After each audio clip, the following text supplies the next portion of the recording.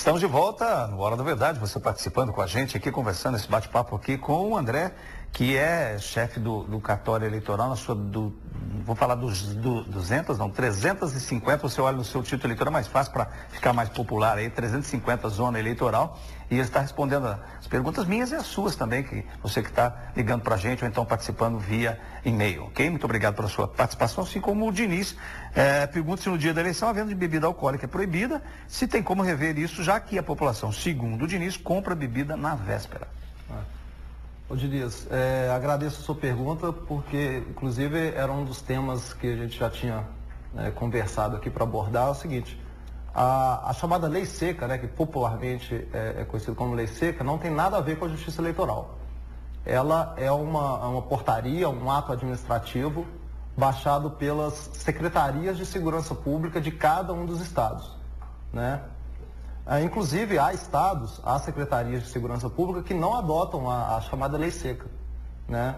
A pessoa pode beber, por exemplo, na eleição. Por exemplo, eu lembro em Santa Catarina, que não lembro se foi em 2010 ou 2008, Santa Catarina não adotou a lei seca.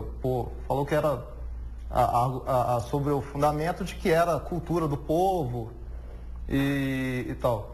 Aqui em Minas, a Secretaria de Segurança Pública, ela tem todos os anos baixado a norma proibindo, né? Antes proibia-se a partir da meia-noite de domingo, de meia-noite a meia-noite, agora já está na última eleição, se eu não me engano, acho que foi a partir de 6 horas da manhã do domingo, né? Mas então, nós da Justiça Eleitoral não temos nada a ver com isso, né? Isso é uma questão de segurança pública. É uma questão de segurança pública, é um ato baixado pelas polícias, né? Civil, militar e corpo de bombeiros, então isso a gente vai ter que aguardar, porque normalmente no segunda quinzena de setembro que eles soltam isso, né?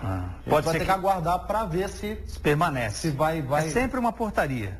É um ato administrativo, não lembro se é portaria, mas é um ato administrativo da Secretaria de Segurança Pública. Que todo ano tem que acontecer novamente para que...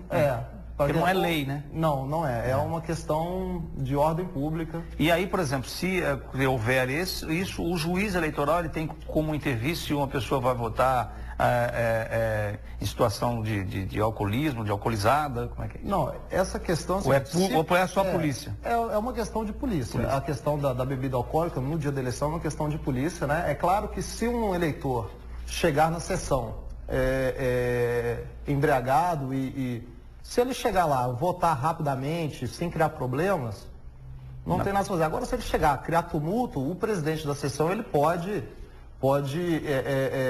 chamar o policiamento para retirar o eleitor lá, que ele não pode causar tumulto, né?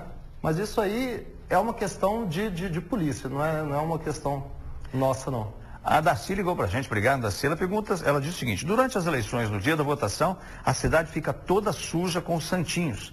Será que não tem como proibir esses santinhos no dia da eleição? O candidato poderia pagar uma multa pesada? Isso já é proibido, não é isso? Pois é Darcy, né? Darcy.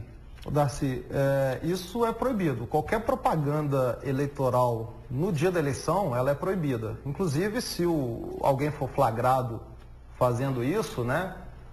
Ele pode caracterizar aí o crime de boca de urna, né? Na verdade.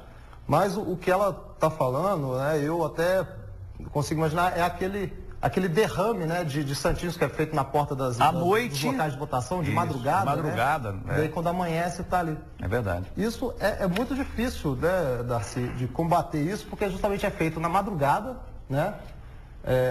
Da eleição. Na verdade é um ato de desespero, se a gente pode citar assim, né? Eu acho que seria interessante, né, o eleitor, se ele for votar, ele encontra o santinho, milhares dos santinhos do candidato dele ali na porta da escola, ele mude o voto, né, porque eu acho que, não sei se as pessoas concordam comigo. Mas com certeza concordam. Mas o candidato que faz isso, ele não deve gostar muito da cidade dele, né?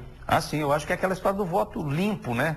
A gente fica falando de limpeza e tal. Eu acho que o candidato que faz uma campanha séria, uma campanha honesta, uma campanha que é de acordo com aquilo que a gente fala hoje em dia, de sustentabilidade, de cuidado com a sua cidade, com certeza ele não suja o município, com certeza ele respeita as leis, com certeza ele segue as determinações que fazem, por exemplo, Poços de Caldas ser uma cidade limpa, na maioria das vezes. Agora, é claro, eu concordo com a Darcy, isso ainda anda acontecendo e cabe a cada eleitor ter essa consciência mesmo que o André está dizendo, de quando encontrar um derrame de determinado candidato, fala, não, esse não merece meu voto, né? Porque aí é uma maneira de a gente começar a coibir esse tipo, dar resposta, né? Com certeza. Bom, o Marco ligou para a gente perguntando o seguinte, obrigado, viu, Marco? As propagandas eleitorais coladas no carro podem ser colocadas em outros carros particulares ou só nos veículos dos candidatos?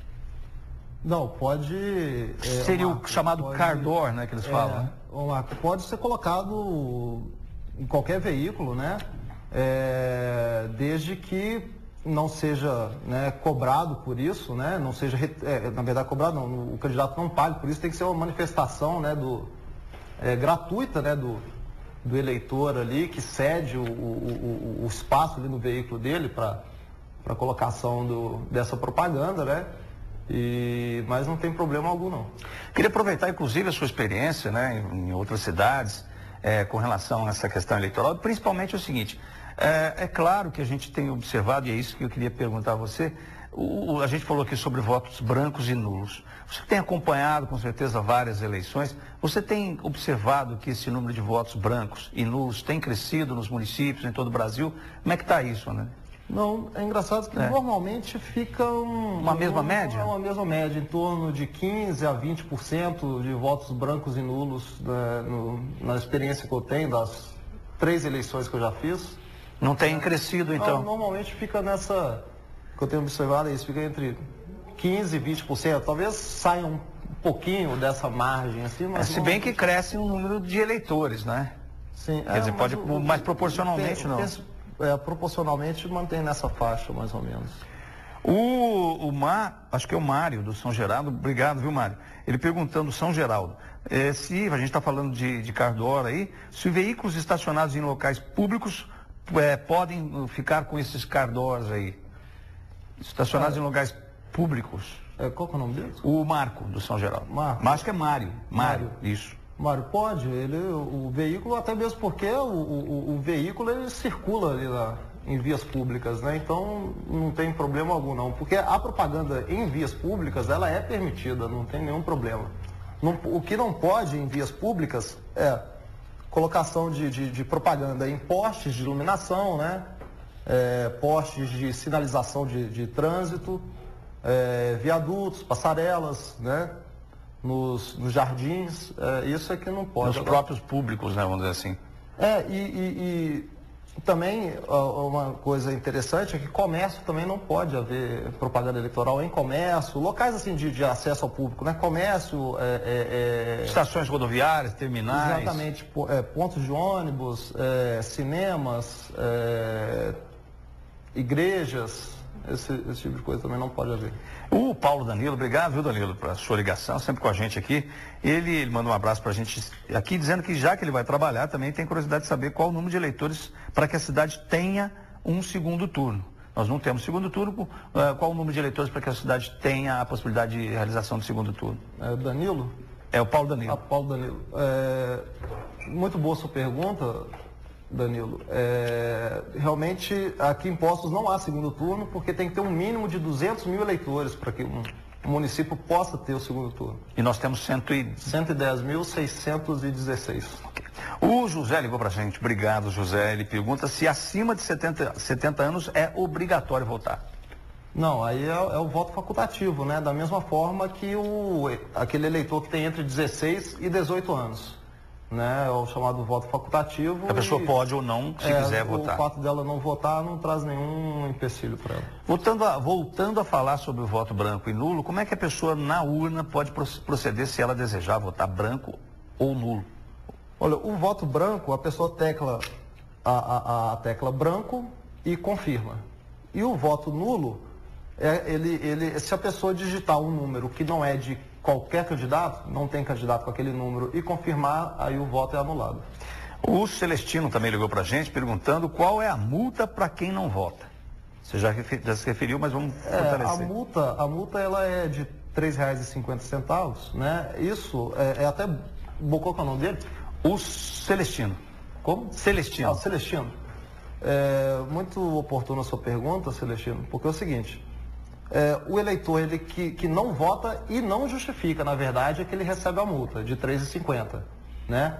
Mas é muito importante a gente deixar claro também que essa justificativa, que é quando o eleitor ele está fora do seu domicílio eleitoral no dia da eleição, né?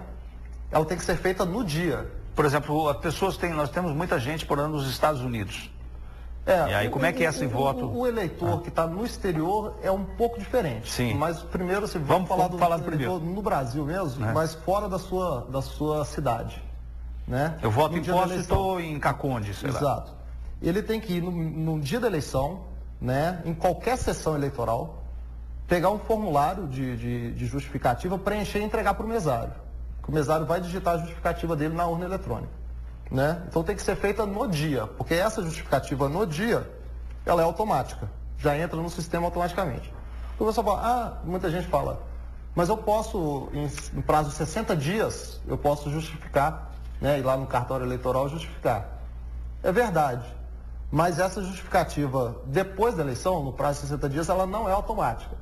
Ela depende de uma análise e a pessoa tem que provar, por exemplo, que ela estava fora do seu domicílio eleitoral no dia da eleição, né? Com uma passagem, por exemplo, ou algum outro meio de prova, ou então que ela estava, por exemplo, internada no hospital, e aí, aí ela não podia nem votar e nem justificar, mas isso, depois da eleição, tem que ser com prova, né? Fica sob análise, e caso não seja aceita, né? Aí é a multa. Por isso que a gente fala que a justificativa ela tem que ser feita no dia da eleição, porque essa independe, ela é automática.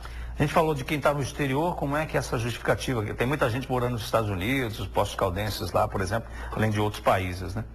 O eleitor que ele está no exterior no dia da eleição, assim que ele retorna ao Brasil, ele tem 30 dias para comparecer a algum cartório eleitoral para apresentar a justificativa. Isso independente de quantos anos que ele fique fora. Exatamente. Mas isso também comprova, né? Tem que provar que ele estava fora. Caso contrário, tem que pagar a multa, né? Ok. Bem, vamos fechar esse bloco. Nós estamos conversando aqui com o André, que é chefe da 350 Zona Eleitoral em Poços de Caldas. O Roberto faz uma pergunta, a gente depois do intervalo, o André responde, tá bom, Roberto? Se houver um empate na contagem de votos para prefeito, como é feita a escolha do candidato? Já já a gente volta no Hora da Verdade de hoje.